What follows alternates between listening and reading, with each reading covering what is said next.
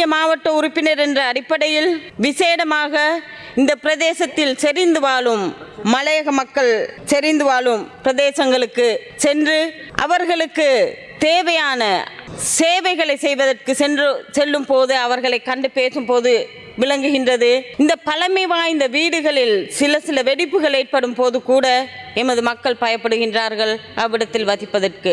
விசேடமாக இந்த பிரதேசங்களுக்கு நாங்கள் சென்று கட்டிட ஆய்வாளர்கள் பூமி ஆய்வாளர்களை கொன்று சென்று அவ்விடங்களை பரிசோதித்து அவ்விடங்களை மீள்குடியேற்றம் செய்வதற்கு கூட எமக்கு கூட பயமாக இருக்கின்றது இந்த பிரதேசங்கள். இதன் பிரதான காரணமாக முறையற்ற குடியிருப்புகள், முறையற்ற கட்டிடங்கள், முறையற்ற வீடமைப்புகள் என்பதுதான் எங்களுக்கு தெரிய வந்தது.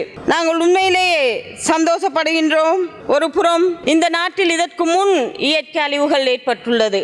ஆனால் இந்த அழிவுகள் ஏற்படும் போது அந்த அழிவுகளிலிருந்து மக்களை ஒரு புறம் ஒதுக்கி வைத்துவிட்டு மழை காலங்களில் என்றால் வெயில் அடிக்கும் போது அந்த மக்களை மீண்டும் அவர்கள் இருக்கும் இடத்திற்கு கொண்டு சென்று குடியமர்த்துவதை வரலாறு முழுவதும் நாம் காண்பதாக இருந்தது. ஆனால் இந்த திட்வா சூறாவளியினால் ஏற்பட்டுள்ள இந்த பாதிப்பு முழு நாட்டையுமே பாதிக்கப்பட்டுள்ளது. இதில் விசேடமாக மலையக பிரதேசங்களில் உள்ள மக்களை சென்று சந்தித்து அவர்கள் இருக்கும் இடத்திலிருந்து சரியான ஒரு பாதுகாப்பான இடத்திற்கு கொண்டு வருவதற்கான செயற்திட்டங்களை எதிர்காலத்தில் முன்னெடுப்பதற்கு எமது அரசாங்கம் இந்த இயற்கை பேரழிவை இல்லை என்றால் இந்த இயற்கை அனர்த்தத்தினை பயன்படுத்தி இந்த பிரதேசங்களில் வாழும் மக்களை சரியான ஒரு பாதுகாப்பான இடத்திற்கு கொண்டு வருவதற்கான சகல செயல் திட்டங்களையும் எமது ஜனாதிபதி முன்னெடுத்துள்ளார். அதற்கான உறுதியை கொடுத்துள்ளார் என்பதை நான் இவ்விடத்தில் கூற விரும்புகின்றேன். இந்த அனர்த்தத்தின் போது, இந்த இயற்கை அனர்த்தத்தின் போது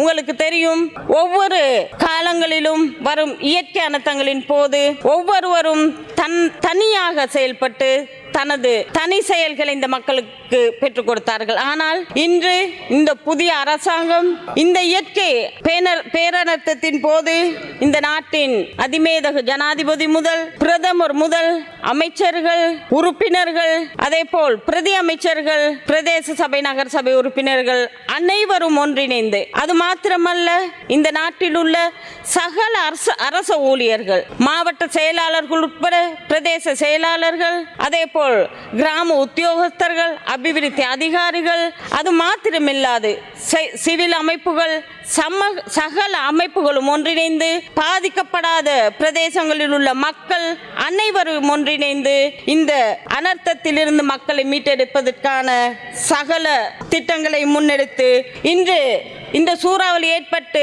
22 நாள் கடக்கும் போது சாதாரண ஒரு சமநிலைக்கு இந்த நாட்டை கொண்டு வர முடிந்தது.